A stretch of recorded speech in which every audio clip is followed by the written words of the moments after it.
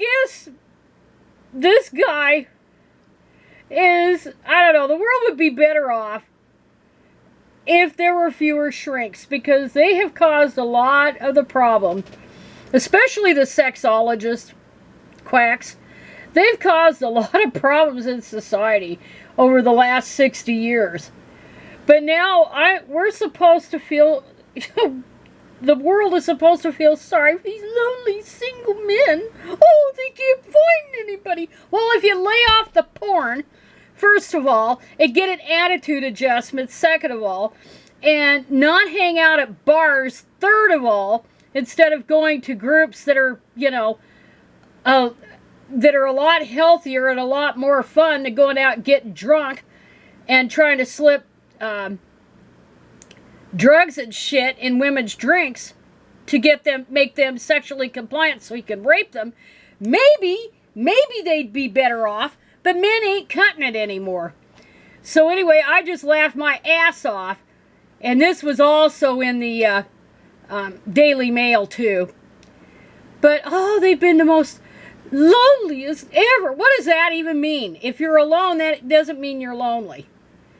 And a lot of dudes aren't doing it anyway. They aren't looking for a spouse anyway, if they're not already paired up.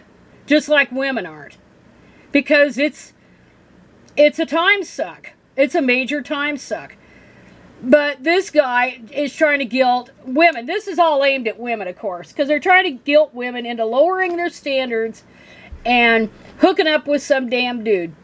This is not my typical rosy view of relationships, but a reality nonetheless. Over the last 30 years, men have become a larger portion of that growing group of long-term single people. Isn't that a tragedy that anybody is single and not paired up and not married? What a load of shit. And while you don't actually need to be in a relationship to be happy, men typically are happier and healthier when partnered. That's because they got somebody there doing the goddamn fucking dirty work for them.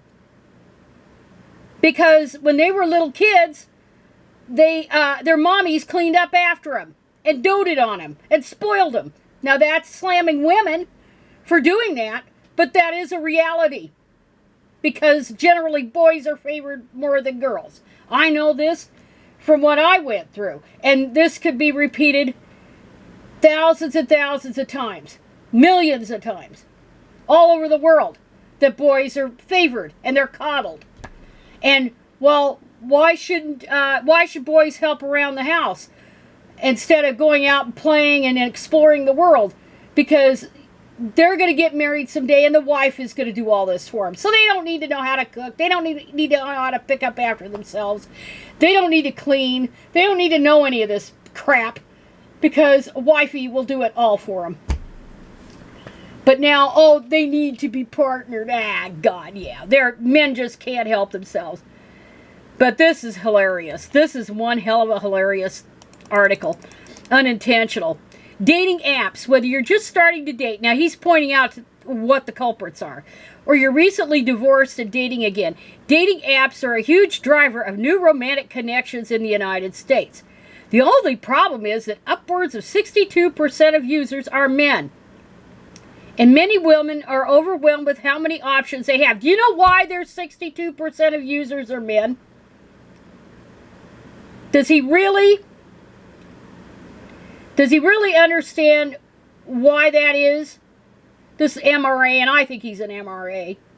He won't admit he's an MRA. But the reason is that it's fucking dangerous for women to do that. I guess he hasn't read articles and seen reports of online dating where women have been scammed of their life savings. And those are the lucky women. If they've just been scammed of their life savings, hey, they're better off than the ones that were raped or murdered, or both. It's dangerous. It's fucking dangerous. You couldn't get me to do a dating app. Even if I were in my 20s now, and not in my 60s, I would never do this. And then, the other culprit is relationship standards. So women are too picky now. They're too picky. They're too uppity. They're too this. And so he says, I do a live TikTok show speaking with hundreds of audience members, and I hear recurrent dating themes from women between the ages of 25 and 45. They prefer men who are emotionally available, good communicators, and share similar values. And let's face it, the guys are porn-addled.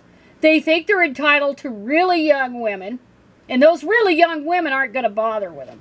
I mean, unless they're messed up in the head somehow, they're not going to bother with them.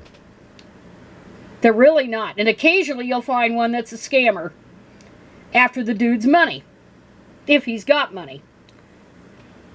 So they can't cut it there. And then skills deficits. For men, this means a relationship skills gap that, if not addressed, may lead to fewer dating opportunities, less patience for poor communication skills, and longer periods of being single. Since if you're single, you're a failure. I can't believe it. So what if you're single? So what? So fucking what? The problem for men is emotional connection is the lifeblood for healthy long-term love. Emotional connection requires all the skills that families are still not consistently teaching their young boys. Why should they? Why should they? Because boys could do whatever they want. And it's wifey's job to do the emotional labor for them.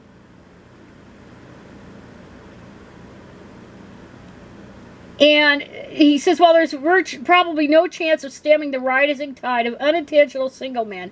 There is still good news. Oh, yeah. Well, people aren't getting married anymore. A lot of them are not getting married anymore. And he keeps talking about those dating apps. And he talks about work on yourself, basically.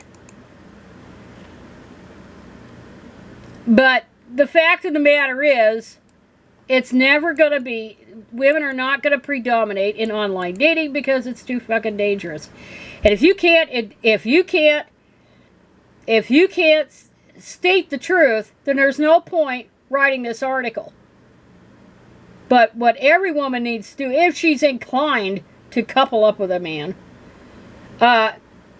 what they need to do is definitely say, if you're using porn, that's a deal breaker. That should be an absolute deal breaker if you're a porn user. That's going to rule out most of the men. And if you're hanging out at bars in the real life, that should be a deal breaker. If you want to meet, hey, if I was 40 years younger and shit, you know, I did all the groups and all that stuff. And it was all either age inappropriate or relationship inappropriate. So they were either married or they were too old or too young. Like in hiking groups, cycling clubs, classes, all that stuff. And I never did the church thing. But that's all female dominated there. And of course, the only place you could meet men was in the bar. And I never went to the bars. I never did because I didn't drink. I didn't like drunks. I didn't want to be around people who drank. And so that's one of the reasons. But I never prioritized marriage, and I sure as hell didn't want kids.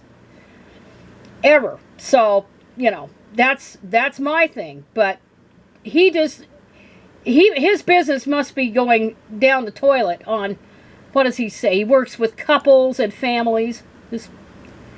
Yeah, couple and family psychologists. So this means there's fewer people for his business that are dysfunctional enough to go in. So there's not enough dysfunctional couples.